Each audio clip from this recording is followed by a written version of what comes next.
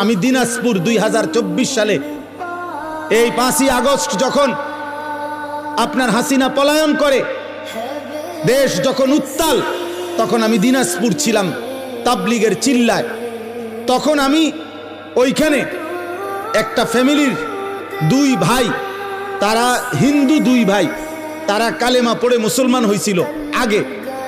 তো তারা 2 ভাই আমাদের কাছে আইসা বলছিল, হুজুর আমাদের আব্বার বয়স 72 বছর, আমাদের আব্বারে যদি আপনারা একটু, আমারও বলছি হুজুর আপনি সহ একটু আসলে আব্বারে যদি একটাবার একটু বলতেন, কালিমার দাওয়াত দিতেন। আমরা তো দুনো ভাই কালেমা পড়ছি, আব্বারে যদি একটু বুঝাইতেন। আমার মনে আছে আমি উনার কথা মতো উনাগো ভাইদের আমরা 3 জন আলেম প্রায় 2.5 ঘন্টা ওনার সাথে কথা বলছি। ওই 72 বছর বয়স্ক হিন্দু লোকটা, ওই চাচারে বলছি, উনি বলতেছে কয় যে সৃষ্টিকর্তা যে একজন, আমি এটা মানি, প্রতিমা পূজা যে ঠিক না এটাও আমি মানি, এইভাবে বলছে আমারে।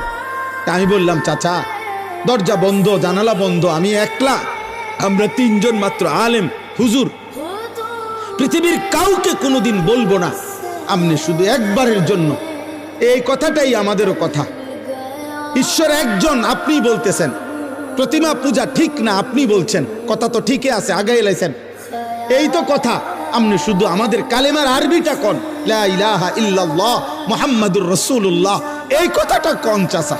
ওনারে আমরা 3 জন কামছি, এই কোরআন হাতে বললাম, কিন্তু উনি বলতেছেন আমি এটা কইতাম। 2.5 ঘন্টা পর্যন্ত কানছি।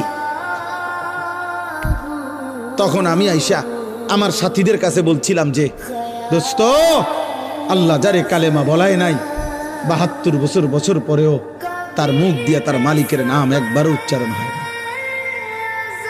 তোমরা জানো না আব্বা, আল্লাহ তাআলা আমাদেরকে কত বড় নিয়ামত